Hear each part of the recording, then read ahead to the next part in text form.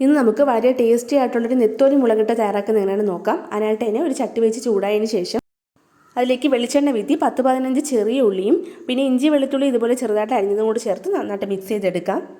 ഇനി ഇതിലേക്ക് തക്കാളി ഇതുപോലെ ചെറുതായിട്ട് അരിഞ്ഞതും കൂടി ചേർത്ത് തക്കാളി നന്നായിട്ടൊന്ന് വെന്ത് കിട്ടുന്നത് വരെ വഴറ്റിയെടുക്കാം. ഇനി ഇതിലേക്ക് 2 ടീസ്പൂൺ മുളക് പൊടി, 1/4 ടീസ്പൂൺ മഞ്ഞൾപ്പൊടിയും കൂടി ചേർത്ത് മസാലയുടെ പച്ചമണം മാറുന്നതുവരെ നന്നായിട്ട് മിക്സ് ചെയ്യാം. ഇതിന് തണുത്തതിന് ശേഷം മിക്സി ജാറിലേക്ക് മാറ്റി നന്നായിട്ട് അരച്ചെടുക്കാം. ഇനി അതേ ചട്ടിയിലേക്ക് തന്നെ കുറച്ച് വെളിച്ചെണ്ണയും ആവശ്യത്തിന് ഉലുവയും 2 പച്ചമുളകും പിന്നെ നേരത്തെ അരച്ച് മാറ്റി വെച്ചിരുന്ന മിക്സും ആവശ്യത്തിന് വെള്ളവും കൂടെ ചേർക്കാം.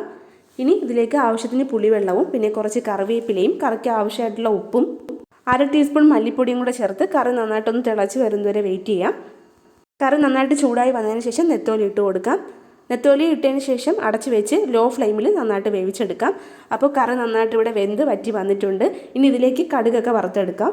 എന്നിട്ട് വേറൊരു പാത്രം വെച്ച് അതിലേക്ക് വെളിച്ചെണ്ണ വിത്തി കടുകിട്ട് കറിവേപ്പിലയും പിന്നെ ചെറിയ ഉള്ളി ഇതുപോലെ ചെറുതായിട്ട് അരിഞ്ഞതും കൂടി ചേർത്ത് നന്നായിട്ടൊന്ന് മൂപ്പിച്ചെടുക്കാം. ഇനി ഇത് കറിയിലോട്ട് ചേർക്കാം. അപ്പോൾ നല്ല ടേസ്റ്റി ആയിട്ടുള്ള കറി ഇവിടെ റെഡി ആയിട്ടുണ്ട്. എല്ലാവരും ട്രൈ ചെയ്ത് നോക്കണം. അടുത്ത വീഡിയോ ആയിട്ട് വീണ്ടും കാണാം.